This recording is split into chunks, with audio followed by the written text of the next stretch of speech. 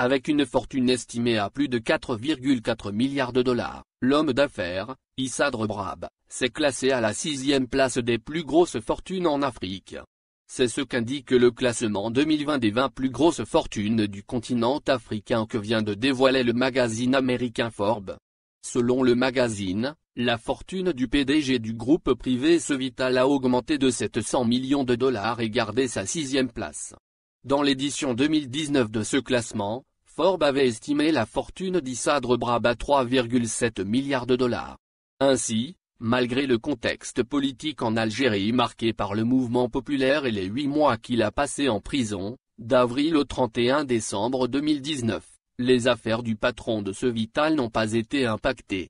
En tête du classement de Forbes, le richissime Nigérian Aliko Dangote a été classé comme l'homme le plus riche d'Afrique, et ce, pour la 9e fois d'affilée avec une fortune estimée à 10,1 milliards de dollars, 10,03 l'année écoulée. Il est suivi de l'Égyptien Nassef Sohiri avec une fortune de 8 milliards de dollars. Le Nigérian Mika Denuga à la 3e position avec 7,7 milliards de dollars. À la 4e position, le négociant de diamants sud-africain, Nicky Openeme avec une fortune de 7,7 milliards de dollars ou encore à la 5e position le sud-africain Johan Rupert avec un actif de 6,5 milliards de dollars. Dans la suite de ce classement, Rebrab 6e, en 7e position, l'homme d'affaires et politicien égyptien Mohamed Mansour, 3,3 milliards de dollars.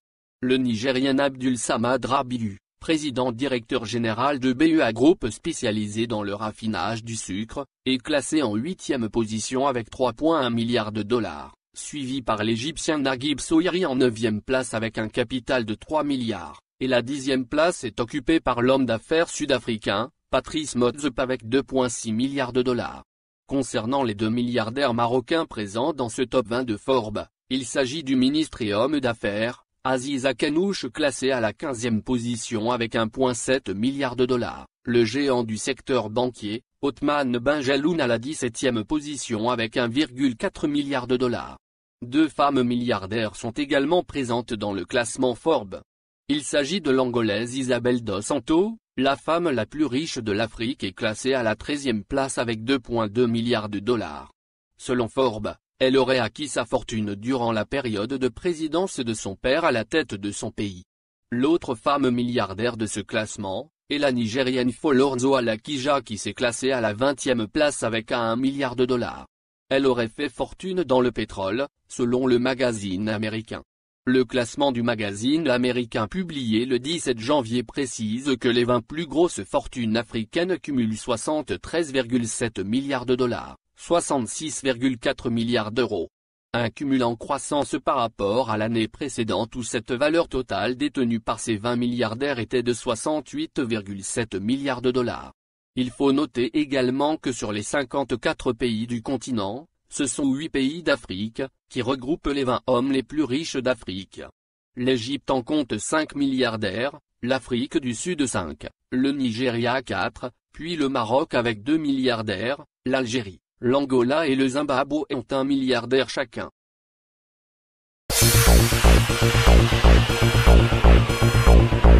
Abdelhamid Melzi est derrière la dilapidation de 190 millions d'euros. C'est une somme astronomique que l'ex-directeur de la résidence d'État de Moretti a transférée hors du pays. Melzi serait également derrière l'achat de fauteuils à 130 millions de centimes l'unité. Les 190 millions d'euros auraient été transférés par Melzi sur le compte d'une entreprise en faillite du nom de King Yuan, comme cela a été rapporté par le journal arabophone El Chourouk, citant des éléments de l'enquête menée par une brigade d'investigation rattachée à la gendarmerie nationale. Cette affaire qui a vu 190 millions d'euros volatilisés, est liée au fameux projet qui tendait à réaliser 380 chalets à la résidence d'État de Club des Pins, dans la capitale Alger. Ces appartements sont destinés aux ministres et aux hauts fonctionnaires d'État en fonction.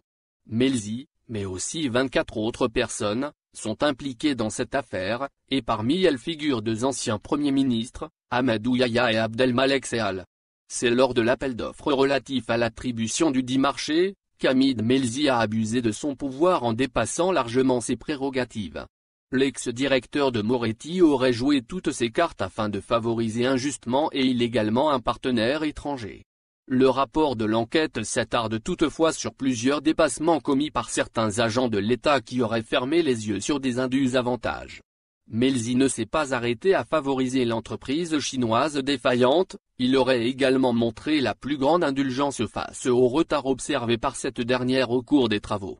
Le rapport d'expertise de l'Institut de criminologie de la Gendarmerie nationale indique également que Melzi n'a jamais réagi quand des comptes rendus sur la nature défaillante des travaux arrivaient sur son bureau.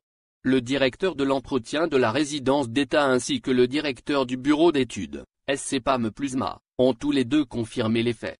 De son côté, l'entreprise chinoise, au-delà du fait qu'elle ait été illégalement désignée pour mener le projet, elle a aussi largement surévalué le taux d'avancement des travaux.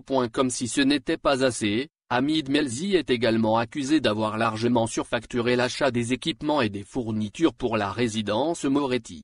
L'ex-directeur aurait payé des fauteuils à 6 750 € l'unité, des armoires à 4 860 €, ainsi que tables basses à 2 065 €, toujours l'unité. La belle affaire.